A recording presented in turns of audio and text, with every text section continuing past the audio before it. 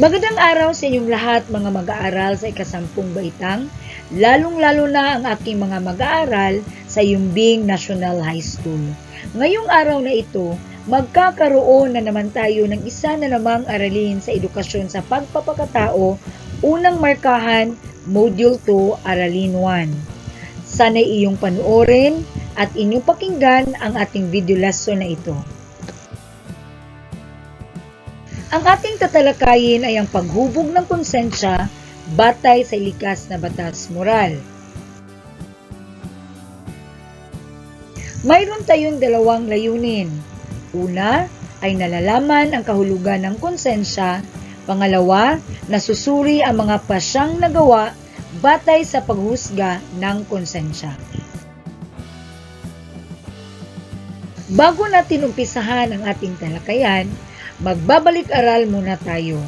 Ating napag-alaman noong nakaraang leksyon na ang tao ay binigyan ng isip at kilos-loob bilang kamalayan sa sarili upang magnilay at magmuni-muni.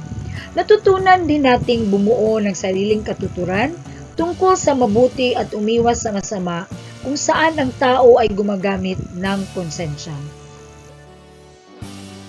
Uumpisahan natin ang ating talakayan sa isang sitwasyon. Okay? So pag-aralan natin ito at titingnan natin kung ano ba ang posibleng sagot ninyo. Okay? Nalalapit na ang markahang pagsusulit sa paaralan nila John nang kausapin siya ng kanyang ama. Ayon kay Mang June, bibilhin niya ang pinakabagong modelo ng cellphone na gustong-gusto ng kanyang anak sa kondisyon na makakuha siya ng mataas na marka sa lahat ng asignatura. Magandang motibasyon ito para kay John, kaya't naghanda at nag-aral siya ng mabuti. Nang dumating ang araw na pinakahihintay niya, napansin ni John na nawala sa kanyang pinag-aralan ang mga tanong sa pagsusulit. Kabahan, sinimulan niyang sagutin ang mga tanong. Dahil hindi sigurado, makailang beses siyang natuksong tumingin sa sagutang papel ng kanyang katabi, lalo na kapag hindi nakatingin ang guro. Naisip niya na ito lamang ang markahang ito siya mangungopya at hindi na niya ito uulitin pa. Ayaw niyang mawala ang pagkakataon na mapasaya ang kanyang ama at magkaroon ng bagong cellphone. Kung ikaw ang nasa kalagayan ni John, ano ang gagawin mo? Okay. Sa ating pangaraw-araw na pakikibaka sa buhay, ginagamit natin ang ating konsensya nang hindi natin namamalayan. Mahalagang maunawaan ng mabuti kung ano talaga ito dahil malaki ang maitutulong ito sa pagpapaunlad ng ating pagkatao at ng ating ugnayan sa ating kapwa at sa Diyos. Kaya, ikaw si John, ano kaya ang posible mong gagawin sa sitwasyon na meron ka? Ngayon, bigyan natin ng kahulugan ang salitang konsensya. Ano nga ba ang konsensya? Ang konsensya ay ang munting tinig sa loob ng tao na nagbibigay ng payo at nag-uutos sa kanya sa gitna ng isang moral na pagpapasya kung paano kumilos sa isang konkretong sitwasyon. Waring bumubulong ito palagi sa tagong bahagi ng ating sarili na posibleng sabihin niyang ito ay mabuti, ito ang kinakailangan mong gawin, ito ang nararapat, o kaya naman ay, ito ay masama, hindi mo ito nararapat gawin. Ating tinig na ito ay hindi lamang nagsasabi ng mabuting dapat gawin o ng masamang dapat iwasan, kundi nagpapahayag ng isang obligasyon na gawin ang mabuti, naghahayag ng may otoridad at nagmumula sa isang mataas na kapangyarihan. Okay. Bago natin pag-usapan ang paghubog ng konsensya, mahalagang maunawaan mo ang proseso ng pagkilos ng konsensya na nakatutulong sa ating pagpapasya. Kadalasan, madali para sa atin ang makagawa ng mga pangkaraniwang pasya sa iba't ibang sitwasyong kinakaharap natin sa araw-araw. Bihirang dumating ang mga pagkakataon na hindi natin alam kung ano ang gagawin. Ginagamit natin ang ating mga kaalaman bilang gabay sa paggawa ng pinakamainam na pasya. Gayunpaman, Paminsan-minsan, nahaharap tayo sa krisis kapag hindi natin alam kung ano ang gagawin sa isang sitwasyon. Krisis ay tumutukoy sa isang kritikal na sandali sa ating buhay. Hindi ito palaging isang negatibong sitwasyon.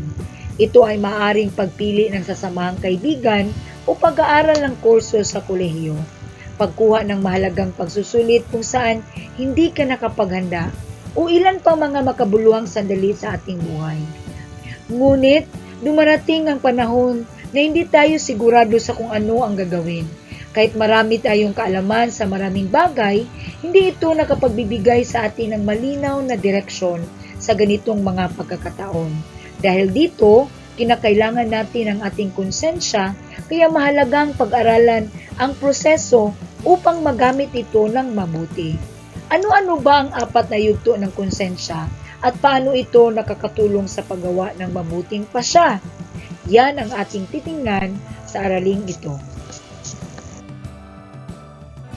Titingnan natin ang isang sitwasyon na naranasan ni Mang Tino.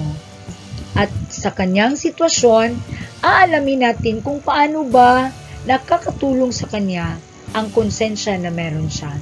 Okay? Makikita niyo sa screen ang kwento ni Mang Tino. Babasahin ko ito, naway kayo'y makinig. Gagarahin na sana ang driver ng taxi na si Mang Tino nang matuklasan niya na may nakaiwan ng pitaka sa likod ng upuan ng sasakyan niya. Nang buksan niya ito, ay natuklasan niya na marami itong laman. Malaking halaga na maaari na niyang gawing puhunan sa negosyo. May nakabuko ding mga papel na dolyar sa kabilang bulsa ng pitaka.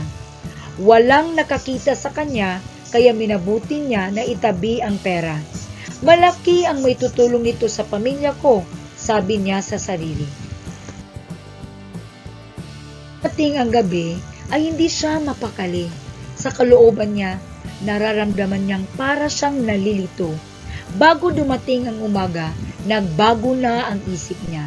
Sabi niya, hahanapin ko ang may-ari ng pitaka at isasauli ko ito, nasabi niya sa kanyang sarili. Ano-ano ang 4 na yugto ng konsensya at paano ito nakatutulong sa paggawa ng mabuting pasya? Uunahin natin ang unang yugto. Okay? Ito ay alamin at naisin ang mabuti.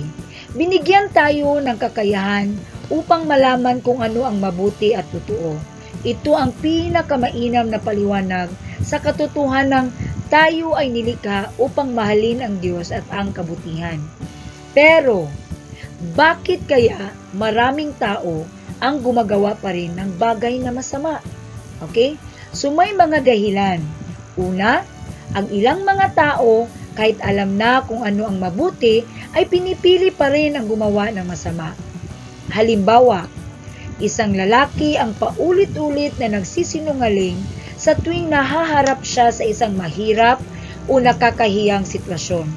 Alam niya na masama ang magsinungaling at nakakaapekto ito sa kanyang pangunahing kakayahan na malaman kung ano ang mabuti.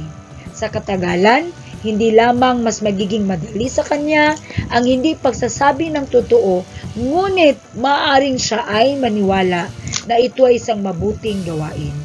Okay? Pangalawa, maaaring kulang ang kaalaman ng isang tao sa totoong mabuti upang tuluyan niyang naisin ito. Dito pumapasok ang kahalagahan ng likas na batas moral bilang batayan sa pagkakaroon ng mabuting konsensya. Now, alamin natin ang ikalawang yugto ng konsensya. Ito ay ang pagkilatis sa partikular na kabutihan sa isang sitwasyon. Sa sandaling ito, nailalapat na natin ang ating nalalaman sa mga prinsipyo ng moralidad upang kilatisin ang mabuti sa isang partikular na sitwasyon. May ilang gawaing kaugnay nito tulad ng pag-aaral ng sitwasyon, pangangalap ng impormasyon, pagsangguni sa sinusundan ng pagninilay na naghatid sa paghatol ng konsensya. Ang pangatlong yugto ng konsensya ay ang paghatol para sa mabuting pasya at kilos. Mula sa unang yugto na tumatalakay sa pagnanais sa mabuti at sa ikalawang yugto ng pagkilati sa partikular na kabutihan sa isang sitwasyon, ang ikatlong yugto ay oras na ng paghatol ng konsensya, kung saan wari sinasabi sa atin, ito ay mabuti, ito ay kinakailangan mong gawin, o kaya naman ay, ito ay masama, hindi mo ito nararapat na gawin. Sa sandaling ito, nahuhusgahan ang kabutihan o kasamaan ng isang kilos. Ang paghatol na ibibigay sa atin ang magsisilbing resolusyon sa krisis na kinakaharap natin. Ang ikaapat na yugto ng konsensya ay ang pagsusuri sa sarili o pagninilay. Ano ba itong pang-apat na yugto ng konsensya? Ito yung mga panahon na binabalikan natin ang ginawang paghatol. Pinagninilayan natin ang ating paghatol upang matuto mula sa ating karanasan. Kung sa pagninilay ay mapatunayan natin na tama ang naging paghatol ng konsensya, kinukumpirma natin ang ating pagiging sensitibo sa mabuti at masama at higit na pinagtitibay ang ating moralidad. Pero sa kabilang banda, ang negatibong resulta ng maling paghatol ng konsensya ay indikasyon na itama ito kung maaari pa at matuto rin mula sa maling paghatol. Alam mo ba na ang pagsusuri sa paghatol ng konsensya ay nangyayari sa sarili nitong panahon? Maaring suriin ang isang hatol sa loob ng isang araw o maaring tumagal ng maraming taon. Alam mo ba na ang tamang paghatol ng konsensya ay naglalapit sa tao sa Diyos at sa kanyang kapwa? Kung kaya't mahalagang hubugin ito ng mabuti upang makagawa siya ng tamang pagpapasya na patungo sa tamang pagkilos. Ngunit, saan nga ba nararapat ibatay ang paghubog ng konsensya?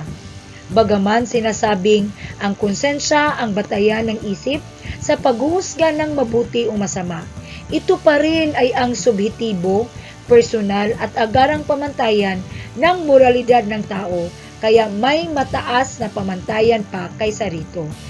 At ang pinakamataas na batayan ng kilos ay ang likas na batas moral.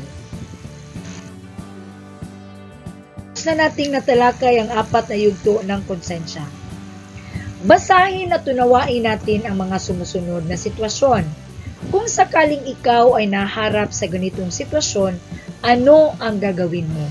Tuklasin natin ang gagawing pagpapasya batay sa tamang paghuhusga ng konsensya sa bawat sitwasyon. Pagkatapos ng klase, inanyayahan si Janine ang kanyang mga kaibigan na pumunta sa mall at manood ng sine. Matagal na rin mula nang huli silang nakalabas bilang isang grupo.